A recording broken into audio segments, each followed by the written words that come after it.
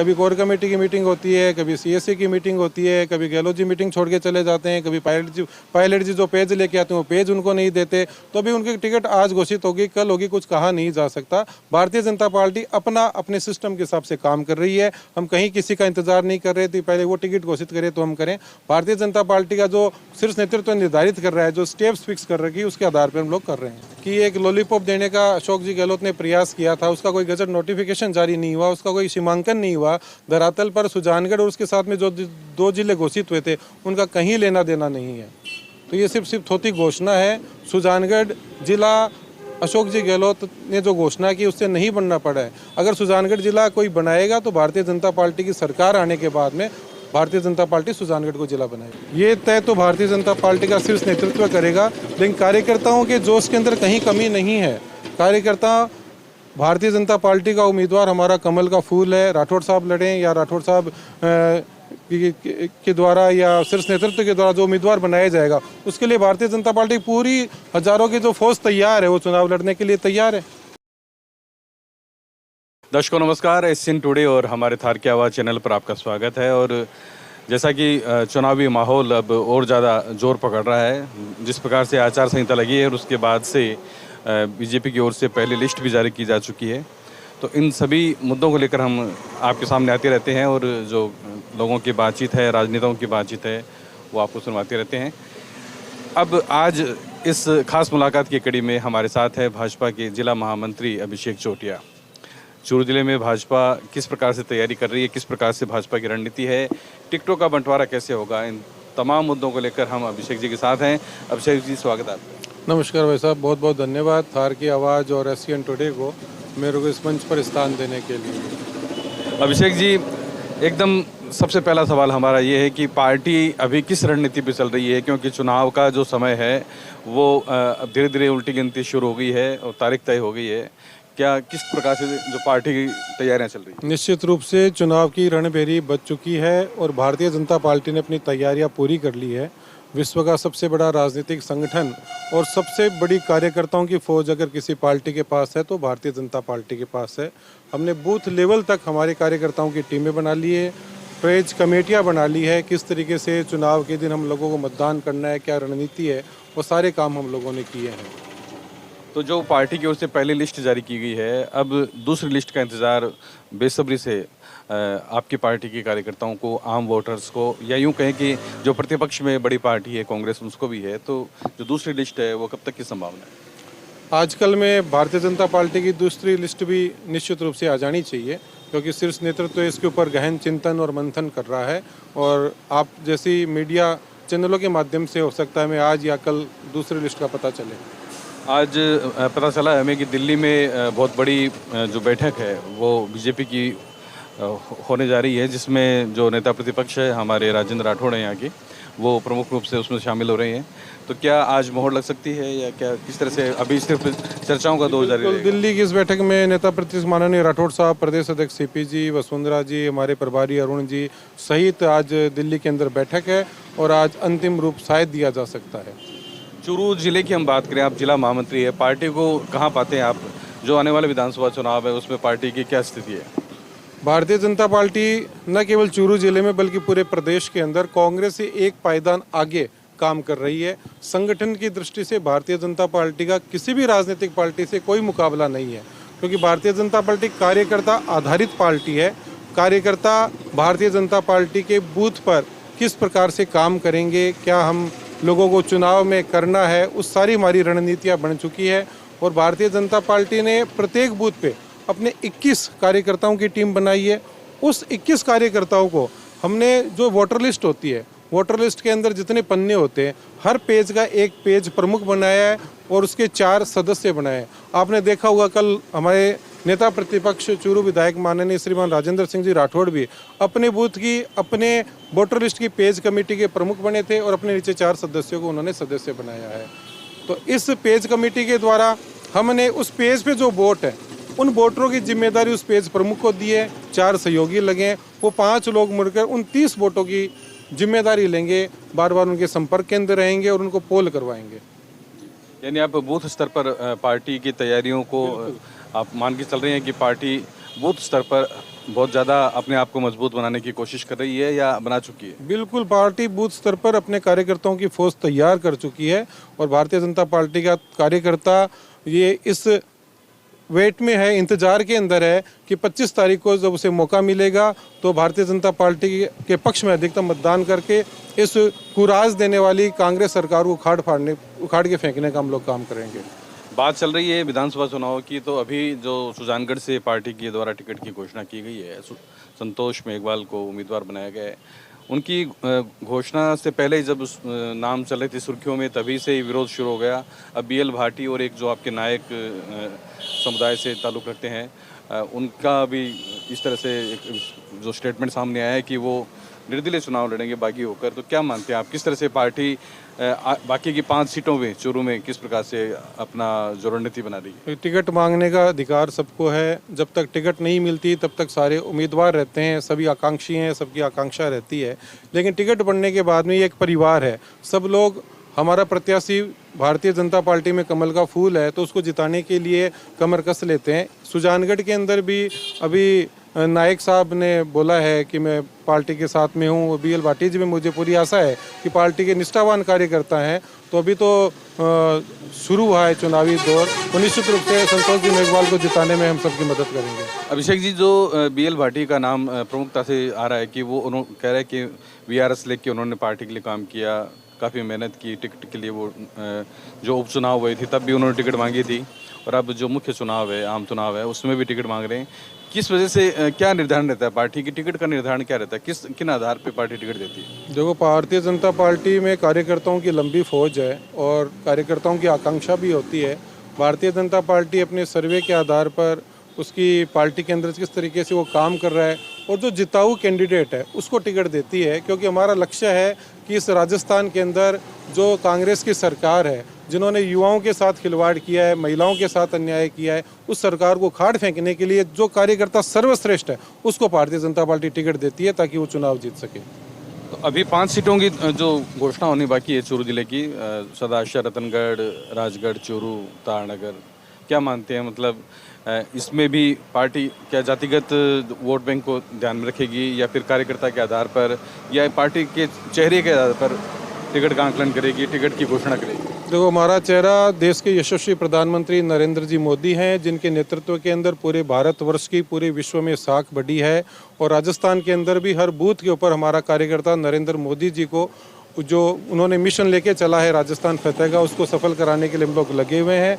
जो पार्टी के मापदंड हैं, जातिगत समीकरण के साथ साथ में पार्टी का जो जिताऊ कैंडिडेट है, सर्वे के अंदर जो लोग निकल के आ रहे हैं, उसको भारतीय जनता पार्टी अपना उम्मीदवार बनाएगी और हम सब कार्यकर्ता उस कैंडिडेट को जिताने के लिए पूरा परिश्रम करेंगे। अभिषेक जी, जिला स्तर पर आप पार्टी के सभी कार्यक्रम को देख रहे हैं, और जहाँ तक एक आम आदमी का प्रश्न है कि जो राजेंद्र राठौड़ है, उनकी टिकट के लिए लोग अब कयास लगा रहे हैं कि पहले चूरू का नाम था, फिर झोटवाड़ा से हुआ, अब झोटवाड़ा से दूसरे नाम का आ गया है। अब बताया जा रहा है कि लोगों में चर्चा है कि तारानगर से वो चुनाव लड़ेंगे।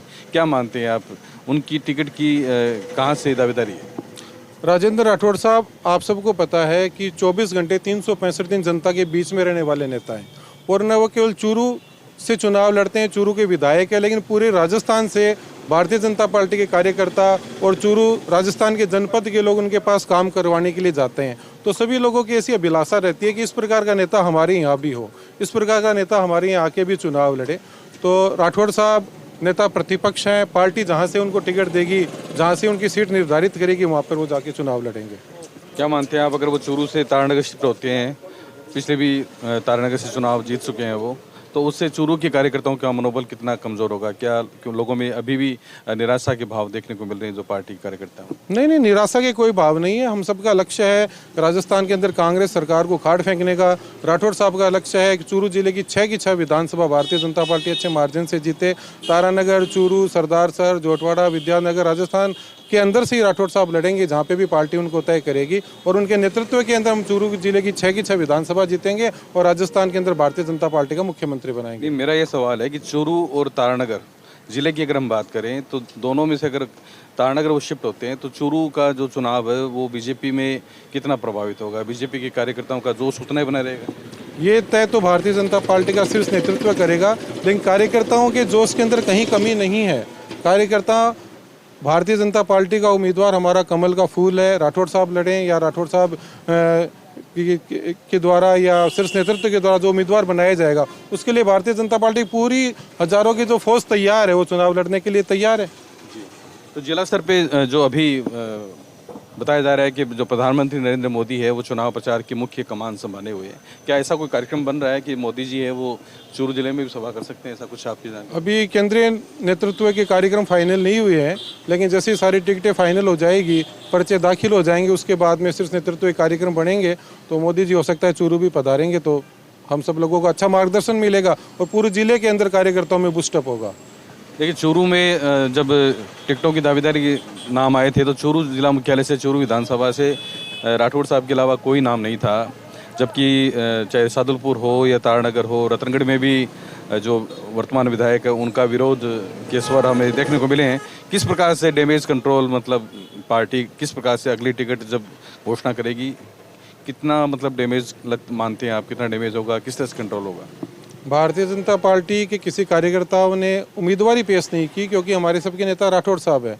लेकिन अगर राठौड़ साहब को शीर्ष नेतृत्व चाहता है कि दूसरी सीट को जिताने के लिए या उस सीट पर राठौड़ साहब के लड़ने से और हम लोगों को सीट जीत सकते हैं, उस स्थिति में जिस किसी का नाम भी पार्टी तय करेगी, उसके लिए कार्यकर्ता जी जान से कंधा मिला के काम करेगा। विधानसभा की जो अन्य सीटें अपने चूरू जिले की, उनके लिए बात कर रहा हूँ। रतनगढ़ है, राजगढ़ है, रतनगढ़ है, वो भारतीय जनता पार्टी की परंपरागत सीट है। आज़ादी के बाद से सिर्फ 2 बार वहाँ पे कांग्रेस जीती है, तो जो भी प्रत्याशी होंगे निश्चित रूप से वो कमल का फूल खिलाएंगे और जीतेंगे। यही स्थिति सरदार सर के अंदर है। सरदार सर के अंदर भारतीय जनता पार्टी निश्चित रूप से इस बार चुनाव जीतेगी और हम लोग 6 की 6 जीते चूरू जिले में जीत रहे हैं और बहुत बड़े बहुमत के साथ में पूरे राजस्थान के अंदर भारतीय जनता पार्टी सरकार बनाने जा रही है। अभिषेक जी, जिला महामंत्री होने के नाते क्या मान रहे, जो लोग दावेदार सामने आ रहे हैं, इतनी तादाद में लोग टिकट मांग रहे हैं, क्या कारण है? मतलब पार्टी के प्रति लोगों का रुझान है या भविष्य में लग रहा है कि भाई पार्टी फायदे में रहेगी तो वो भी फायदे में रहेंगी? भारतीय जनता पार्टी ऐसी पार्टी है जो कार्यकर्ताओं का सम्मान करती है, कार्यकर्ताओं के कार्य की उसको प्रतिफल देती है। तो ये जो आकांक्षी तैयार हो रहे हैं, जो कार्यकर्ता है अगर चुनाव लड़ने की आकांक्षा रखता है तो वो आकांक्षी हो गया, अगर उसको मौका मिलेगा तो चुनाव लड़ेगा, वरना जो पार्टी उसको दायित्व देगी उस दायित्व का निर्वहन करते हुए भारतीय जनता पार्टी के लिए काम करेंगे। क्योंकि चूरू जिले के साथ साथ झुंझुनू और जो सीकर जिले की टिकटें सामने आई है उनमें हालांकि अभी मंडावा में इस तरह का विरोध कम देखने को मिल रहा है, झुंझुनू में भी मुखर हो रहे हैं विरोध के स्वर और आपके फतेहपुर में भी है, तो चूरू में इस तरह का कहीं माहौल नहीं है? नहीं, कहीं पे कोई स्थिति नहीं है। अब एक सवाल हो रही है कि जब टिकटों की घोषणा आपने पहले की है तो किस प्रकार से आप जो विपक्षी पार्टी है, मुख्य विपक्षी पार्टी के रूप में आप देख रहे हैं, जो भी सत्तारूढ़ भी है कांग्रेस पार्टी, किस तरह से आपकी रणनीति तैयार है? क्या आपने चूरू जिले की पहली सीट घोषणा कर दी है, कितना एडवांस मानते हैं आप खुद? बिल्कुल कांग्रेस से एक कदम आगे चल रहे हैं। आज हमारे वहाँ पे जो उम्मीदवार घोषित हैं उनको अपने क्षेत्र में काम करने के लिए समय अधिक मिलेगा और एक मनोवैज्ञानिक लाभ भी मिलता है पहले टिकट घोषित होने का, जो भारतीय जनता पार्टी को मिलेगा। क्या मुद्दे हैं इस बार चुनाव में चूरू जिले की अगर बात करें तो आप विपक्ष में रहे हैं, क्या मुद्दे हैं सरकार के खिलाफ या जिला स्तर पर या स्थानीय मुद्दे क्या हुए? पिछले 5 साल से चूरू जिले के जो लोग हैं वो हर क्षेत्र में पिछड़ते जा रहे हैं। आज युवाओं को आप देखोगे तो करोड़ों रुपए का शुल्क युवाओं ने दिया राजस्थान की सरकार को, लेकिन उनके पेपर नहीं हुए। पेपर देने के लिए वो गए तो पेपर उनके लीक हो गए, नौकरियां उनको मिली नहीं। महिला उत्पीड़न की आप बात कर लो, चूरू विधानसभा के अंदर पास की गांव की एक महिला के साथ में क्या हुआ आपको और हम सबको पता है। तो आप जिस बिजली की बात करते हैं तो खेतों में बिजली किसानों को नहीं मिल रही, शहर के अंदर अघोषित कटौतियाँ चलने लग रही है। किसी भी अपन फील्ड को उठाकर देखते हैं, किसी भी क्षेत्र को उठा के देखते हैं, उसमें ऐसा कोई काम कांग्रेस सरकार ने पिछले 5 साल में नहीं किया कि जिसको देखकर उसको ये अधिकार हो कि वो वोट मांगने के लिए जाए। भाजपा के युवा नेता पराक्रम सिंह राठौड़ हैं, जो राजेंद्र राठौड़ के सुपुत्र हैं, उनकी टीम में आप उनके साथ काफ़ी करीबी से काम कर रहे हैं, तो इस बार जो पराक्रम सिंह राठौड़ है उनका कितना असर रहेगा चूरू जिले की राजनीति में? हर बार पराक्रम जी राठौड़ साहब के चुनाव के अंदर समय देते हैं और इसी बार भी उसी कड़ी के अंदर वो चूरू जिले के अंदर, चूरू विधानसभा के अंदर समय दे रहे हैं। चूरू में अगर हम माने, चूरू विधानसभा से नाम सुनने में आ रहा है कि जो जिलाध्यक्ष है लाल सारण, वो फिर से मैदान में उतर सकते हैं, क्योंकि उन्होंने 10 साल पहले भी चुनाव लड़ा था, क्या मानते हैं आप? भारतीय जनता पार्टी जिस कार्यकर्ता के नाम के आगे मोहर लगाएगी वो कार्यकर्ता हम सब का प्रत्याशी है और हम सब लोग मिलकर जी जान से तन मन धन से मेहनत करके उस कार्यकर्ताओं को जिताने का प्रयास करेंगे और इस चूरू जिले के अंदर 6 की 6 विधानसभा की सीटें भारतीय जनता पार्टी जीतेगी, इसमें कहीं कोई संशय नहीं है। इसमें जो टिकट की घोषणा है उसमें वेट एंड वॉच की पोजीशन है या क्या, किस तरीके से कि भी कांग्रेस से नाम सामने आने के बाद में होगा, क्या रहेगा? बीजेपी ने तो पहली लिस्ट जारी कर दी, दूसरी लिस्ट आज घोषित होने जा रही है। हो सकता है उसके अंदर चूरू जिले की और टिकटें आ जाएं। कांग्रेस का तो अभी माहौल बन रहा है, कभी कोर कमेटी की मीटिंग होती है, कभी सीएससी की मीटिंग होती है, कभी गहलोत जी मीटिंग छोड़ के चले जाते हैं, कभी पायलट जी जो पेज लेके आते हैं वो पेज उनको नहीं देते। तो अभी उनकी टिकट आज घोषित होगी, कल होगी, कुछ कहा नहीं जा सकता। भारतीय जनता पार्टी अपने सिस्टम के हिसाब से काम कर रही है। हम कहीं किसी का इंतजार नहीं कर रहे थे, पहले वो टिकट घोषित करे तो हम करें। भारतीय जनता पार्टी का जो शीर्ष नेतृत्व निर्धारित कर रहा है, जो स्टेप्स फिक्स कर रखी है, उसके आधार पर हम लोग कर रहे हैं। तो ये जो प्रचार का तरीका है, पार्टी में चुनाव का एक अपना तरीका होता है, तो मीडिया के एक बहुत सारे संसाधन है, उसमें सोशल मीडिया पर भी बीजेपी के काफ़ी अकाउंट्स हैं। क्या मानते हैं आपकी जो सोशल मीडिया है वो भी आपके चुनाव प्रचार का हिस्सा रहेगा? सोशल मीडिया पे भारतीय जनता पार्टी ने तब काम शुरू कर दिया था जब कांग्रेस ने सोशल मीडिया के बारे में सोचा भी नहीं था। आज भारतीय जनता पार्टी चाहे बूथ लेवल पर बात कर लें, चाहे सोशल मीडिया पे बात कर लें, कांग्रेस से कई पायदान आगे काम कर रही है। आज हमारे हर बूथ के ऊपर सोशल मीडिया के संयोजक और सह संयोजक बने हुए हैं। कांग्रेस पार्टी ने तो अभी अपने बूथ कमेटियों के ऊपर चर्चा करनी शुरू की है और मैं हर पन्ना प्रमुख बना लिए और बूथ कमेटियां बनाई रखी है। इसी प्रकार सोशल मीडिया के साथ साथ हमारी युवाओं की फौज, 1 बूथ 10 यूथ, हर बूथ के ऊपर 10 युवाओं की हमारी फौज है। इसी प्रकार महिलाओं कार्यकर्ताओं की सूचियाँ भी हमारे पास हर बूथ के ऊपर है। अब एक बार फिर से वही सवाल उभर के सामने आ रहा है, क्योंकि हमारी जो बातचीत है उसका मुख्य जो उसके केंद्र बिंदु है, लोग कहते हैं कि चूरू में अगर राठौड़ हैं तो बीजेपी है, बीजेपी है तो राठौड़, मतलब उनके इर्द गिर्द ही कार्यकर्ता रहते हैं। तो किसी और उम्मीदवार चाहे कितना भी मजबूत हो, बाहरी हो, स्थानीय हो, तो अगर राठौड़ साहब चूरू से चुनाव नहीं लड़ते हैं तो आप एकदम, मैं बहुत 2 टूक शब्दों में आपका जवाब चाहूँगा कि अगर वो चूरू से चुनाव नहीं लड़ते हैं तो चूरू की बीजेपी किस प्रकार से रहेगी? मैं फिर से वही सवाल कर रहा हूँ। जहाँ पर कार्यकर्ता है वहाँ पे भाजपा है और भाजपा का कार्यकर्ता बहुत निष्ठावान और बहुत समर्पित है।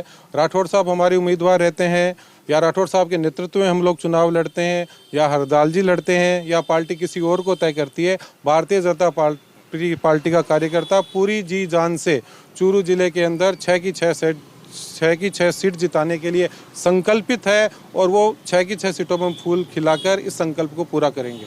आपका चुनाव प्रचार टिकटॉक की घोषणा के साथ जोर पकड़ेगा या अभी से ही चुनाव प्रचार शुरू हो गया? नहीं, हमारा चुनाव प्रचार नहीं, 365 दिन जनता के बीच में रहने वाली पार्टी अगर कोई है तो भारतीय जनता पार्टी है। हमारे 365 दिन काम चलते हैं। अभी आपने देखा होगा हमारे सामाजिक सम्मेलन अभी संपन्न हुए हैं, युवा उद्घोष के नाम से हमारे सम्मेलन चल रहे हैं। तो हर महीने का हमारा एक कार्यक्रम बनता है कि इस महीने के अंदर इस सप्ताह ये काम करना है, इस सप्ताह ये काम करना है। उसके तहत भारतीय जनता पार्टी अपने चुनावों के अंदर जो कार्यक्रम होते हैं वो पहले ही से ही हम लोगों ने शुरू कर दिए हैं। अभी आपने एससी सम्मेलन देखा है, ओबीसी सम्मेलन देखा है, प्रबुद्ध जन नागरिक सम्मेलन देखा है, महिला सम्मेलन देखा है। तो ये सम्मेलन तो हम लोग कर चुके हैं पूरे राजस्थान के अंदर। जो मुख्यमंत्री अशोक गहलोत की ओर से आचार संहिता से ठीक पहले जो सुजानगढ़ को जिला बनाने की घोषणा की गई थी, उसका क्या कितना असर पड़ेगा पूरे चूरू जिले की पृष्ठभूमि में? चूरू जिले का मतदाता जागरूक मतदाता है, उसको पता है कि एक लॉलीपॉप देने का अशोक जी गहलोत ने प्रयास किया था, उसका कोई गजट नोटिफिकेशन जारी नहीं हुआ, उसका कोई सीमांकन नहीं हुआ। धरातल पर सुजानगढ़ और उसके साथ में जो 2 जिले घोषित हुए थे उनका कहीं लेना देना नहीं है। तो ये सिर्फ थोती घोषणा है। सुजानगढ़ जिला अशोक जी गहलोत ने जो घोषणा की उससे नहीं बनना पड़ा है। अगर सुजानगढ़ जिला कोई बनाएगा तो भारतीय जनता पार्टी की सरकार आने के बाद में भारतीय जनता पार्टी सुजानगढ़ को जिला बनाएगी। चलिए, आप भी मानते हैं कि सुजानगढ़ है वो जिला बनाने का मादा रखता है और जो भी सरकार आगे आएगी वो उसको जिला बनाएगी। आज दर्शकों, हमने अभिषेक जी से बातचीत की। इन्होंने पार्टी स्तर पर और अपने व्यक्तिगत विचार भी रखे, पार्टी के विचार भी रखे हैं।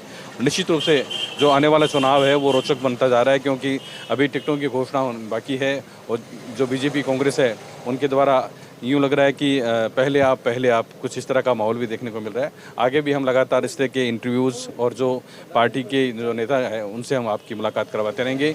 आज के इस खास कार्यक्रम में एसएन टुडे और थार की आवाज़ के लिए मैं कुंज बिहारी ब्रिमीवाला।